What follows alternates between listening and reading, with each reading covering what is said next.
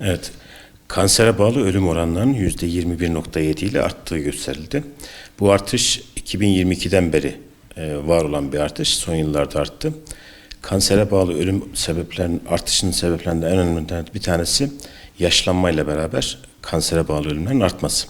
Ama bu tüm Türkiye'de insanlar yaşlandığı için kansere bağlı ölümler artıyor. Ağrı özeline baktığımız zaman hani neden kansere bağlı ölümler arttı diye bir tanesi şu olabilir. Genç nüfusun buradan göçmüş olması, hani yaşlı kalınca yaşlılara kansere bağlı ölüm oranı artıyor. İkincisi hava kirliliği. Önceki yıllarda özellikle kömür yakılmasına bağlı olarak hava kirliliği çok fazlaymış. Tabii bu kanser uzun vadeli olduğu için geçmiş yılların etkisini görmek mümkün. Yine sigara kullanımı olabilir. Bunlar ölüm sebepleri arasında sayabiliriz.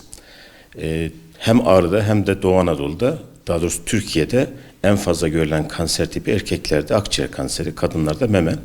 Ama hem hava kirliliği hem de sigaranın yaygın kullanımıyla beraber kadınlarda da akciğer kanseri oranı artmaya başladı. Dolayısıyla en sık akciğer kanseri olduğunu söyleyebiliriz. Yine bağırsak ve mide kanserleri de bu bölgenin özellikle çok görülen kanserlerinden bir tanesi. Bunların sebepleri bahsettiğim gibi hava kirliliği ve sigara özellikle akciğer kanseri için önemli. Diğer kolon kanseri ve mide kanserlerinde beslenme alışkanlıklarımız önemli. Bu bölgede özellikle tuzlu gıdalar, kış hazırlık için bir bekletilip kullanıldığı için bir de tütsülenmiş mangalda yapılan et vesaire, yine yemek borusu kanseri için de sıcak çay içiminin önemli olduğu düşünülüyor.